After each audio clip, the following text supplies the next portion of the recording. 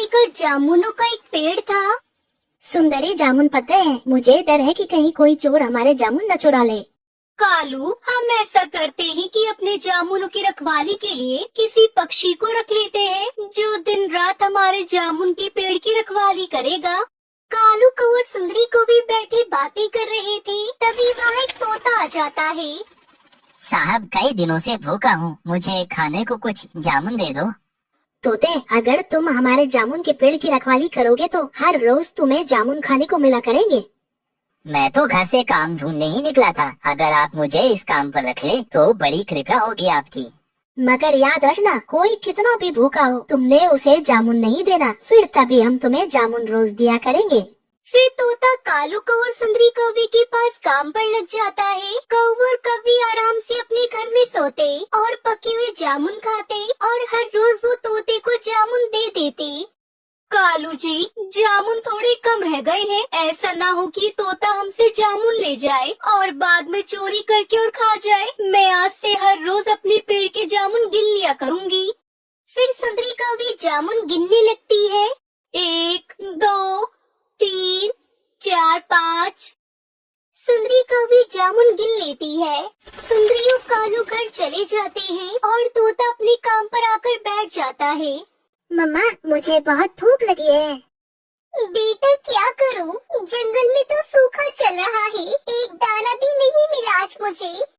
एक माँ अपने बच्चे को भूखा कैसे देख सकती थी। टुनटुनी चिड़िया फिर से नए जोश के साथ अपने घर से निकलती है और उड़ती उड़ती वो कौवे के जामुन के पेड़ के पास पहुँच जाती है। ये जामुन तो पके हुए हैं, अगर मैं कुछ जामुन ले जाऊं तो मेरा बेटा पेट भरकर जामुन खा लेगा।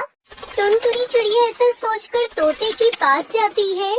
तोते भैया, मेरा बेटा बहुत भूखा है, मेरा बेटा भूख से मर जाएगा, मुझे कुछ जामुन दे दो। चिड़िया, मैं यहाँ नौकर हूँ और ये जामुन का पेड़ कालू कौवे का है, मैं तुम्हें जामुन नहीं दे सकता। टुनटुनी चिड़िया बेचारी निराश होकर वापस जाने ही वाली थी। अगर मैं थोड़े से जामुन चिड़िया को दे भी दूँ तो कौवे को कौन सा मालूम होगा। रुको रुको चिड़िया, लो तुम ये थोड़े से जामुन ले जाओ और अपने बेटे का पेट भरो। टुनटुनी चिड़िया बहुत खुश होती है और तोते से वो जामुन लेकर अपने घर चली जाती है। सुंदरी और कालू भी अपने जामुनों के पेड़ के पास आ जाते हैं। कालू कौवा आते ही एक बार अपने जामुन गिनता है। कम है, कुछ जामुन कम है सुंदरी, वही हुआ जिसका मुझे डर था, ये तोता हमारे जामुन चुरा रहा है। नहीं नहीं साहब, मैं चोर नहीं हूँ। तो फिर बताओ, जामुन कहाँ गए? अगर तुमने चोरी नहीं की तो फिर जामुन कैसे कम हो गए पेड़ से? साहब, एक चिड़िया बहुत मजबूर थी, उसका बेटा भूखा था, इसलिए मैंने उसे कुछ जामुन दे दिए। मोटी चोंच वाले तोते, तुम्हें इसकी सजा जरूर मिलेगी। चोरी चिड़िया ने नहीं बल्कि तुमने की है। मालकिन माफ कर दें, मैं दोबारा ऐसा नहीं करूँगा। माफी तभी मिलेगी अगर तुम किसी तरह उस चिड़िया को दोबारा यहाँ बुलाओ और उसे रंगे हाथों पकड़वाओ। तोता मजबूर था, इसलिए दूसरे दिन तोता जा रहा था कि रास्ते में उसे टुनटुनी चिड़िया मिल जाती है। चिड़िया बहन, मेरे साथ आओ, मैं तुम्हें आज फिर जामुन दूंगा। तोते भैया बहुत अच्छे हैं। टुनटुनी चिड़िया तोते के साथ जाती है। इस पेड़ से आप जितने चाहो जामुन तोड़ सकती हो। कुछ सोचे बिना टुनटुनी चिड़िया पेड़ से जामुन तोड़ लेती है। ऊपर से कालू कौवा और सुंदरी कौवी आ जाते हैं। तो आज चोरनी पकड़ी ही गई, अब सारी उम्र तू हमारे खेत में काम करेगी, ऐसे तो नहीं जाने देंगे हम तुझे। टुनटुनी चिड़िया रोने लग जाती है।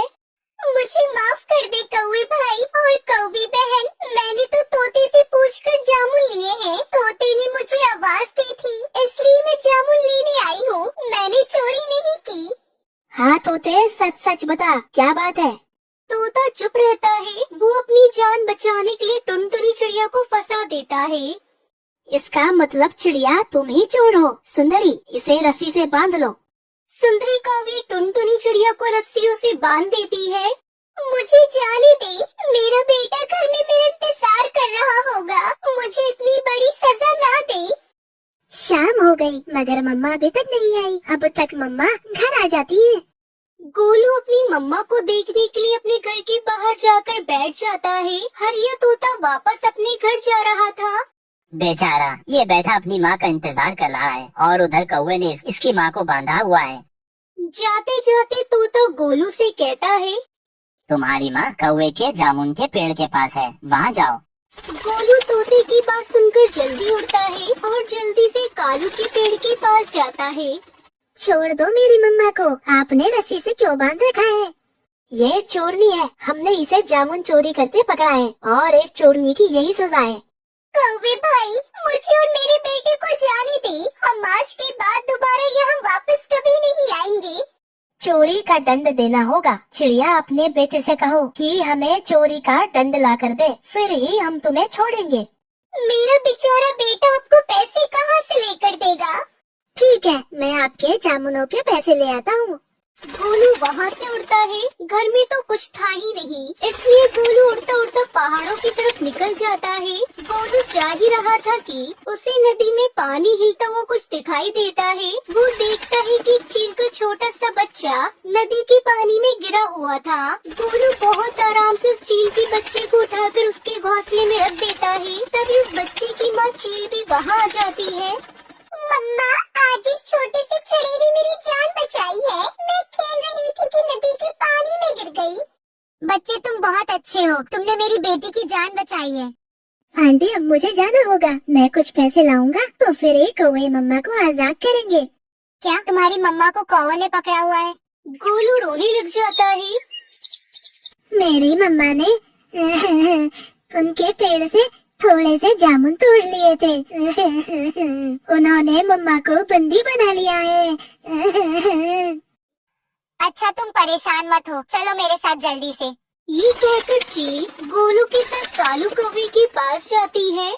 खोल दो इस चिड़िया को कौवे, वरना मैं तुम दोनों को जिंदा नहीं छोड़ूंगी। चील बहन, इसने चोरी की थी हमारे पेड़ से जामुन की। चोरी तो अब होगी, मैं देखती हूँ तुम कैसे पक्षियों को रोकते हो जामुन तोड़ने से। फिर चील सारे पक्षियों को बुलाती है और पेड़ के सारे जामुन तोड़ तोड़ कर वो पक्षियों में बांट देती है और टुनटुनी चिड़िया को आजाद कर देती है। चील बहन, आपका बहुत बहुत शुक्रिया जो आपने हमारी इतनी मदद की। ये कहकर वो अपनी बेटी के साथ वहाँ से चली जाती है।